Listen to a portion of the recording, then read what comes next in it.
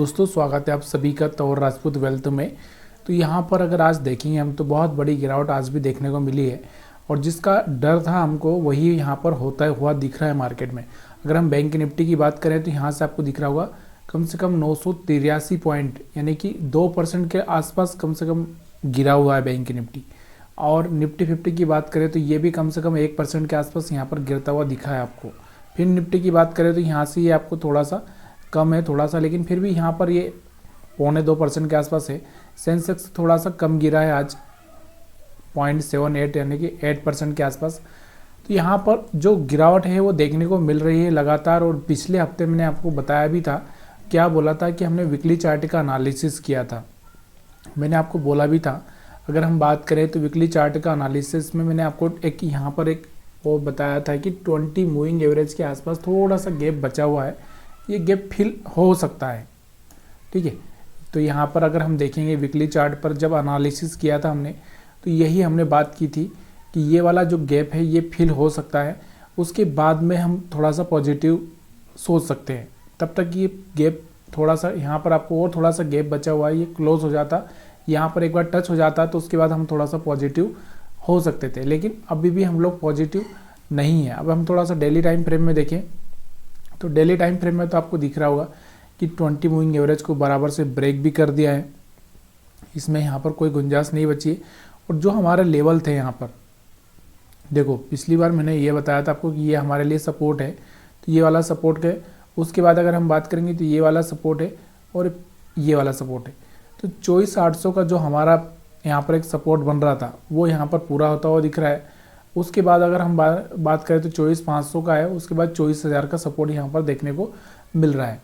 तो ये चीज़ें हम लोग यहाँ पर देख रहे हैं, लेकिन हम बात कर रहे हैं यहाँ पर आज के चार्ट रीडिंग की। तो चार्ट रीडिंग को हम लोग कैसे समझेंगे, सबसे पहले उस बात को देखना बहुत ज़रूरी है। देखिए, मैंने लास्ट टाइम आपको एक स्ट्रेटजी बताई थी। देखिए, सबसे बड़ा प्रॉब्लम क्या होता है, हम लोग ये नहीं समझ पाते कि हम कहाँ पर बाई करें कहाँ पर सेल करें।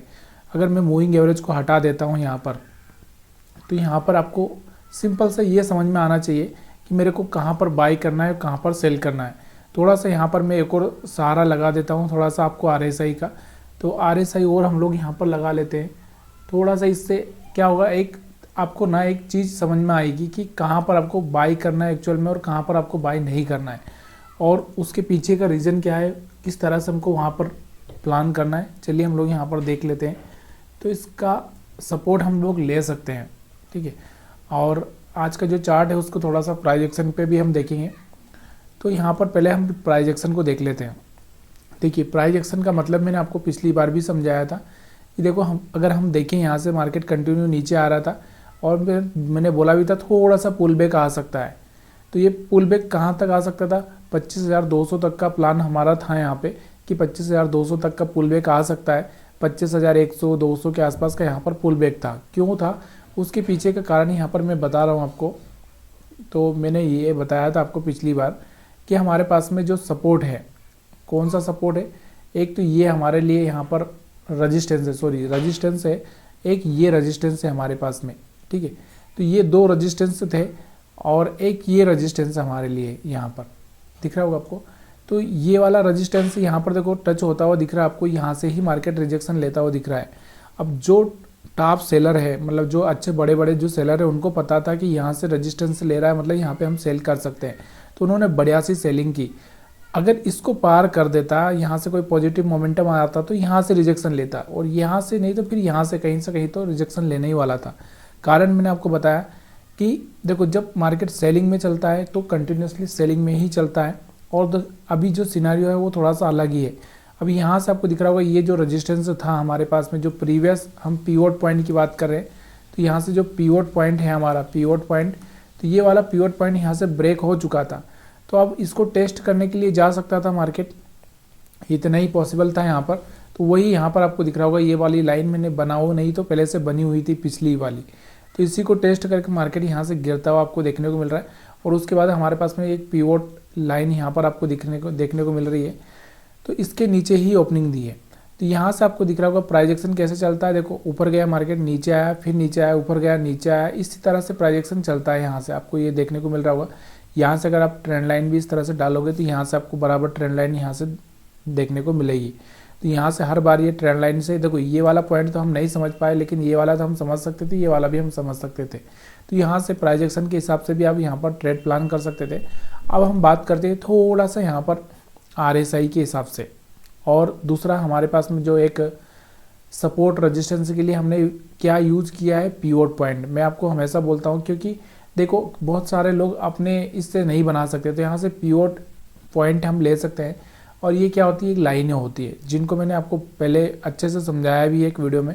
अगर आपको लगेगा तो मैं वापस से यहाँ पर एक वीडियो बनाता हूँ, आपको बना दूंगा, ताकि आपको यहाँ पर समझ में आ जाए कि पिवोट पॉइंट हम लोग किस तरह से लगा सकते हैं और किस तरह से हम यूज कर सकते हैं। देखिए अब यहाँ पर हम बात करते हैं पिवोट की। तो देखिए ये वाला एक पिवोट लाइन है, यहाँ पर आपको दिख रहा होगा। अब इसके नीचे ही ओपनिंग दिया है, और दूसरा हमारे पास में जो प्राइजेक्शन था वो भी यहाँ पर आपको देखने को मिल रहा था। तो यहाँ से आपको दिख रहा था एक रिजेक्शन यहाँ पर देखने को मिल रहा था। तो यहाँ से आप क्या कर सकते थे, थोड़ा सा ये देख सकते थे, यहाँ से फिर सेल प्लान कर सकते थे।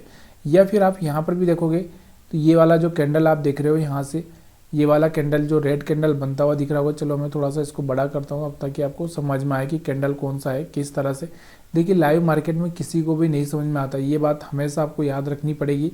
और ये आपको ये पहले से ही प्लान करना पड़ेगा कि मेरे को किस तरह से प्लान करना है ट्रेड को। तो यहाँ से आपको देखने को मिल रहा था कि बार बार इस एरिया को टच कर रहा था और यहाँ पर एक हैमर कैंडल, या हम बोल सकते हैं यहाँ पर एक छोटा सा हैमर, या इस तरह से इसको हैमर भी नहीं बोल सकते, एक उल्टा बटरफ्लाई दिख रहा है ये हमको, ये हम डोजी समझ सकते हैं। तो यहाँ पर ये जो कैंडल बना है ना, बहुत छोटी सी बॉडी का यहाँ पर आपको दिख रहा है। तो यहाँ से डोजी जैसा कैंडल बना है। तो यहाँ से इसने जो वर्क किया है, इसके बाद आप देखोगे तो मार्केट पूरा यहाँ पर गिरता हुआ जा रहा है, ठीक है। तो ये एक तरह से जो प्राइस एक्शन होता है उसके हिसाब से ही मार्केट चलता है। देखिए यहाँ से एक जो पुल बैक आना चाहिए था वो आ चुका था, ये देखने को मिल रहा था, ये पुल बैक आ चुका था। अब मैं यहाँ पर थोड़ा सा आपको ये दिखाने की कोशिश कर रहा हूँ कि मैं RSI का क्यों यूज करने के लिए आपको बोल रहा हूँ। क्योंकि बहुत बार जब मार्केट, देखो मार्केट का ट्रेंड क्या होता है, जब इस तरह से डाउन ट्रेंड होता है ना, तो ये क्या होता है, ये जो पॉइंट बनता है ना, ये वाला पॉइंट, ये कहीं ना कहीं RSI 60 के आसपास जाता हुआ दिखता है। तो 60 या 50 के आसपास जाता हुआ आपको दिखता है, और वहाँ से कोई रिजेक्शन लेता है, तो यहाँ पर हम क्या कर सकते हैं, सेल का प्लान कर सकते हैं। तो चलिए यहाँ पर मैं आपको पॉइंट दिखाने की कोशिश करता हूँ। यहाँ पर अगर मैं ये देखूँ तो यहाँ पर आपको दिख रहा होगा ये वाला पॉइंट, तो यहाँ पर आपको दिख रहा होगा टॉप में आ चुके हैं। तो यहाँ से हम टॉप में क्या कर सकते हैं, थोड़ा सा सेलिंग प्लान कर सकते हैं। क्यों कर सकते हैं, क्योंकि हमारा प्राइस एक्शन वैसा है, इसलिए हम लोग यहाँ पर प्लान कर रहे हैं, ना कि हम इसलिए कि ये RSI 60 के आसपास आ गया इसलिए मैं सेलिंग कर रहा हूँ। क्योंकि प्राइस एक्शन, RSI और हमारा जो ये पिवोट, तो यहाँ पर हम बात कर रहे हैं एक तो पिवोट पॉइंट की, हम PP हम जिसको बोल सकते हैं, और इसके बाद हम बात कर रहे हैं यहाँ पर प्राइस एक्शन, जिसको हम बोल सकते PA बोल सकते हैं, और उसके बाद हम बात कर रहे हैं RSI। तो यहाँ से आपको दिख रहा होगा ये तीनों चीज़ों का कॉम्बिनेशन हम लोग यहाँ पर मिला रहे हैं। देखिए यहाँ से पिवोट पॉइंट के नीचे है, यहाँ पर RSI 60 के आसपास आ रहा है। क्यों आ रहा है, क्योंकि गिरते हुए मार्केट में 60 के आसपास जाकर वापस से, और दूसरा हमारा प्राइस एक्शन यहाँ पर हो रहा है, ठीक है। तो ये तीनों चीज़ें यहाँ पर मिल रही है, इसलिए हम ये प्लान कर रहे हैं कि यहाँ से कहीं ना कहीं थोड़ी सी और गिरावट होनी चाहिए, ठीक है। उसके बाद वापस से अगर आप देखोगे तो यहाँ पर फिर से यहाँ पर आपको दिख रहा होगा इस पिवोट पॉइंट के पास में, यहाँ पर आपको दिख रहा होगा ये पिवोट लाइन यहाँ पर भी एक है, और यहाँ पर एक सपोर्ट लेता हुआ दिखा, और यहाँ से थोड़ा सा मार्केट ऊपर जाता हुआ दिख रहा है। क्यों जाता हुआ दिख रहा है, क्योंकि इसके बाद ऊपर जाता ही है। अब एक और चीज़ यहाँ पर मैं आपको ये डाल देता हूँ, एक ट्रेंड लाइन। देखो यहाँ से ट्रेंड लाइन भी बहुत ज़रूरी है। तो ट्रेंड लाइन के आसपास कहीं ना कहीं ये जाकर रिजेक्शन ले रहा है। तो यहाँ पर भी आपको दिख रहा होगा कि जो प्राइस एक्शन होता है वो इस तरह से ट्रेंड लाइन के आसपास जाकर ही रिजेक्शन लेता है। तो यहाँ पर मैं सेल कर सकता हूँ। तो यहाँ पर एक अच्छा सा मोमेंटम देखने को मिल रहा है। अब यहाँ पर हम देखेंगे तो RSI तो हमारा कहाँ पर नहीं पहुँचा है, 60 के आसपास नहीं पहुँचा है। तो हम यहाँ पर अगर हम देखें तो 50 के आसपास ही पहुँचा है। तो थोड़ा सा ये हमारे लिए सपोर्ट नहीं कर रहा है, लेकिन जो प्राइस एक्शन है और ट्रेंड लाइन हमारा यहाँ पर सपोर्ट कर रही है। तो यहाँ से मार्केट क्या हुआ, सीधे नीचे की साइड में आता हुआ दिखा।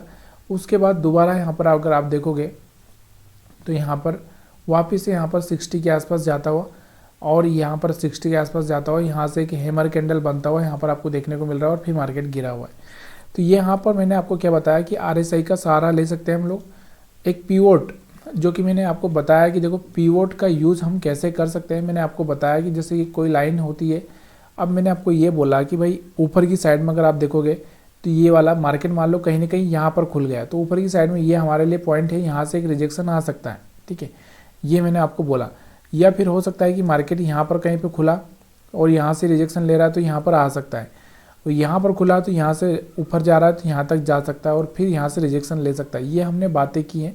तो यहाँ पर आपको दिख रहा होगा मार्केट हमारा यहाँ एक पिवट यहाँ पर है, एक पिवट यहाँ पर है, मार्केट इसके आसपास खुला तो सीधे यहाँ से प्राइस एक्शन के हिसाब से नीचे आया, फिर थोड़ा सा ऊपर जाता हुआ दिखा, फिर नीचे आया, फिर थोड़ा सा ऊपर जाता हुआ और यहाँ से अभी टेस्ट करके फेल हो चुका है, मतलब यहाँ से वापस से गिरावट देखने को मिल रही है, ठीक है। इसके नीचे क्लोजिंग दिया है, मतलब आगे ही थोड़ी सी संभावना हमारी वापस से मार्केट में सेलिंग की देखने को मिल सकती है, ठीक है। तो ये चीज़ें आपको समझ में आ चुकी है।